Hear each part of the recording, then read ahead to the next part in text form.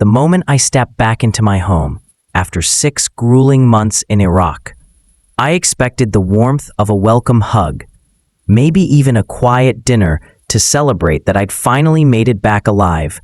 Instead, what I got shook me to my core. My wife Jennifer clung to me like her life depended on it, her eyes red from crying, her voice trembling as she whispered, "Gabriel, I want us to have a baby." For a second, I froze. My name is Gabriel. I'm 32 years old, a Marine who has spent a decade serving my country. And in those 10 years, I've had one constant battle at home: my wife's refusal to have children. Jennifer never wanted them. She said kids weren't part of her plan, that they would ruin the life she envisioned for us. We fought about it for years, until I finally gave up the dream of ever being a father. But now, after half a year apart, she wasn't smiling, she wasn't glowing with excitement. No, her eyes carried something else: fear, panic, and when I wrapped my arms around her, when I felt the undeniable curve of her stomach pressing into me, my blood ran cold. That's when I realized this wasn't a reunion. This was the beginning of a truth she never thought I would uncover. Jennifer laughed it off when I touched her stomach. She brushed my hand away and said it was just a little weight gain from stress eating while you were gone. But I knew her too well. I'd memorized every detail of her body before I deployed. That wasn't weight. That was something else. Something she was desperate to hide. As she moved around the kitchen, talking too fast, avoiding my eyes, my mind replayed something that had haunted me for weeks. 3 weeks before I came home, I received an anonymous email while stationed overseas. No words, no threats, just a single photo. Jennifer, walking into a hotel with a man I didn't recognize, his hand brushing against hers like they'd done it 100 times before. At first, I wanted to dismiss it. Maybe it was nothing. Maybe it was someone messing with me, trying to break me down while I was already in the middle of a war zone. But the pit in my stomach told me otherwise. I hired a private investigator back home, someone I could trust. A week later, his file landed in my inbox, and what I read inside, it changed everything. Pictures, dates, hotel records, and most damning of all, medical documents showing Jennifer had visited a clinic. The timeline didn't lie. The baby she carried couldn't be mine. The man in the photos wasn't just some stranger. He was her supervisor at work. His name was David Patterson, married, with 2 kids of his own. And while I was risking my life overseas, Jennifer was building a secret life of her own. One that she planned to drag me into, whether I wanted it or not. That first night home, Jennifer tried to play the role of the loving wife. She made my favorite dinner, poured me a drink, and asked about my deployment like nothing was wrong. But every smile looked forced, every laugh cracked under pressure. I couldn't stop staring at her stomach. Couldn't stop hearing the investigator's words in my head. She's pregnant. The dates don't match. This child isn't yours. When we finally sat down at the table, I decided to test her. So, the lie slid off her tongue so easily it made me sick. I stared at her, holding back the storm boiling inside me. She was hiding something, and she thought I was too blind or too in love to notice. Later that night, while she showered, I opened the folder I had tucked deep into my bag. Photos of Jennifer with a David, medical records, the receipts of betrayal. My hands shook as I spread the papers across the bed. I had evidence of everything. Proof that the woman I had trusted with my life had been living a double life behind my back. And as the shower shut off, I realized I was at a crossroads.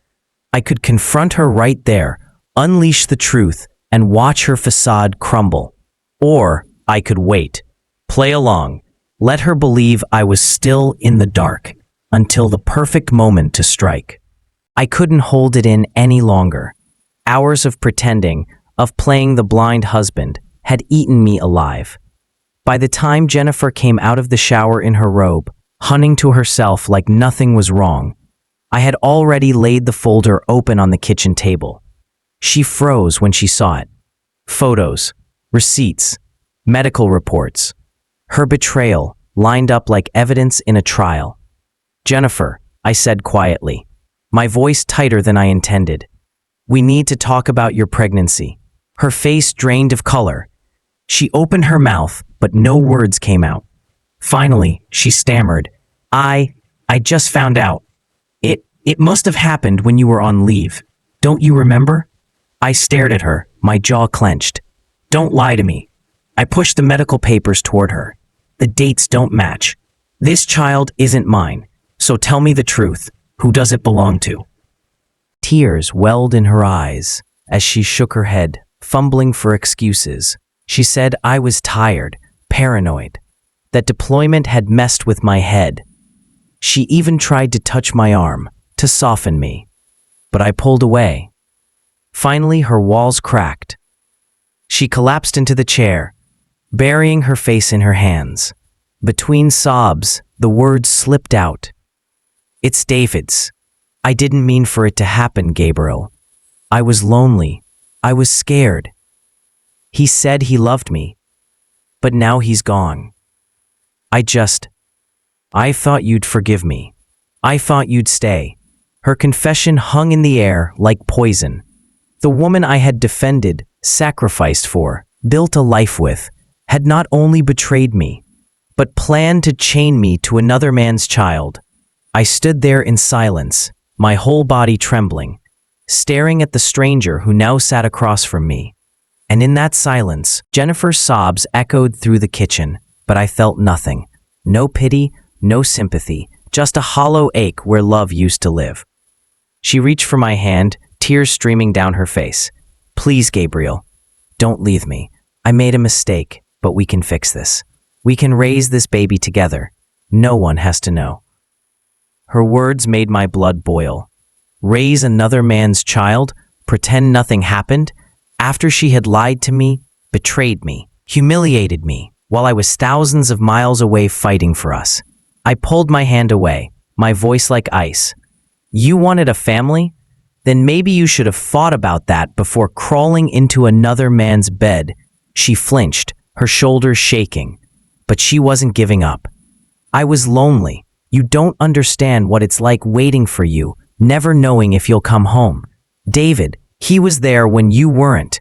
I didn't plan this, Gabriel. I swear I didn't." Her excuses cut deeper than her confession. She wasn't sorry for what she'd done. She was sorry she got caught. I leaned forward, lowering my voice. "You planned to lie to me, to pass his child off as mine, to trap me into raising it while he got to walk away free. That's not loneliness, Jennifer. That's betrayal." Her face twisted, part guilt, part anger. She wanted to argue, but the evidence on the table silenced her. In that moment, I realized the truth. Jennifer wasn't begging for forgiveness. She was begging for survival. Without me, she had nothing. David had already abandoned her. She was terrified of facing the consequences alone. And that's when I knew I held all the power now. Jennifer wasn't done fighting. If anything, my silence seemed to push her into overdrive. She wiped her tears, steadied her voice, and tried a different tactic. "Gabriel, think about this. We've built a life together, 8 years of marriage. You can't just throw that away over one mistake. I'll quit my job. I'll cut off David completely. We can move somewhere new, start fresh. No one ever has to know." Her words were smoother now, practiced. She was bargaining, calculating, trying to package betrayal as something we could simply paint over. When I didn't respond, she leaned closer, her hand brushing against my chest. "We don't have to let this destroy us. You still love me, don't you? We can fix this together." I looked into her eyes, and for the first time, I didn't see my wife. I saw a woman who was willing to do anything, say anything to save herself. Love wasn't in her words. Survival was. I slowly stood, pulling away from her touch. "You think I came home unprepared," I said quietly, But the truth is, Jennifer, I already know exactly what I'm going to do. Confusion flickered across her face. What do you mean? I didn't answer. Instead, I gathered the folder off the table, slipped it back into my bag, and looked her dead in the eyes. I'm not the man you can manipulate anymore. The fear in her expression deepened. She sensed something bigger than she could control, was already in motion. And she was right. What she didn't know was that long before I set foot back in this house, I had already filed for divorce. Jennifer's face twisted with panic. She could tell I wasn't bluffing, but she didn't know how deep the damage already ran. I took a slow breath, steadying my voice. You thought I'd come back blind. You thought you could fool me into raising another man's child. But Jennifer, I've been 3 steps ahead of you from the beginning. She shook her head, tears streaking her cheeks. No, Gabriel, you don't mean that. You wouldn't. I already filed for divorce, I cut in sharply. From Iraq. Before I even stepped off that plane, the papers were in motion. Missouri law is on my side, and you get nothing. Her eyes went wide, her breath catching in her throat. I pressed on. The house? It's in my name. The bank accounts? Locked and protected. Every text, every photo, every medical record you tried to bury. I have copies. The court won't just believe me, Jennifer. They'll see you for exactly what you are. She stumbled back into the chair, clutching her robe tight around her. You can't do this to me. I'll fight you in court. I'll tell them you're unstable, that deployment messed with your head. I slammed the folder down on the table, the papers scattering like a storm. Go ahead, tell them whatever you want, because the moment those DNA results come in, you'll be standing alone with a child that isn't mine, and no amount of lies will change that. Her lips trembled. The fight in her eyes flickered, then dimmed. For the first time, she understood there was no saving this. But even in her fear, I could see it. She wasn't done scheming. Jennifer was a survivor, and survivors are dangerous when cornered. And deep down, I knew she was about to try something desperate. Jennifer's silence didn't last long. Panic twisted into anger, and anger into something sharper, desperation. She stood, slamming her hands on the table. You think you can just walk away from me? From this marriage? From this baby? Her voice cracked, but her eyes burned with defiance. I didn't flinch. It's not my baby, Jennifer, and you know it. She shook her head violently. Maybe not, but who's to say? I can tell the court it's yours. I can drag this out for years, Gabriel. Do you really want your military career dragged through mud while we fight over a child you can't prove isn't yours? It was her last card, the baby. She wanted to weaponize it, twist the system, force me into submission.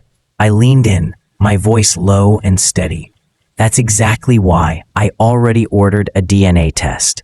And when those results come back, this whole charade collapses. The court won't just see me as innocent. They'll see you as a liar, trying to trap a deployed Marine into raising another man's baby. You'll lose everything, Jennifer, everything. Her bravado cracked. She staggered back, clutching her stomach as if holding the baby tighter could shield her from the truth. Tears filled her eyes again, but this time they weren't manipulative. They were the tears of someone realizing their empire of lies was crumbling. Please, Gabriel, she whispered, her voice hoarse. Don't do this to me. Don't leave me alone. I don't have anyone else. David's gone. My parents, they don't even know. I can't do this by myself. For a moment, the woman I once loved stood there, vulnerable, broken, begging. But that pity I might have felt years ago was long gone. Because no matter how fragile she looked now, I knew the truth. This was still Jennifer. And Jennifer would burn me alive if it meant saving herself. 2 months later, we stood on opposite sides of a courtroom. Jennifer looked small, fragile even, with her swollen belly and trembling hands. But I knew better. This wasn't a woman seeking justice. This was a woman making her final gamble. Her lore painted her as the victim. My client has been abandoned emotionally, neglected during her husband's deployment. She only seeks stability for her unborn child and a fair share of the marriage she helped build. I kept my eyes forward, calm, waiting for my turn. When my attorney stood, the entire atmosphere shifted. He placed the investigator's file on the judge's bench. Photos, hotel records, medical documents, every detail of Jennifer's affair spelled out in black and white. And then came the DNA results. Scientific, indisputable, impossible to twist. The baby she carried was not mine. Jennifer's face crumbled as the judge read the report. Her shoulders shook. Her lawyer's arguments turned hollow, and the courtroom buzzed with whispers. The judge's ruling was swift and merciless. The child was not mine. No spousal support. No claims to my benefits, my pension, or my house. Divorce granted, effective immediately. Jennifer's attorney tried to object, but the judge silenced him with a glare. "This court does not reward deceit," he said firmly. And just like that, it was over. I walked out of that courtroom, free. A weight I had carried for months finally lifted.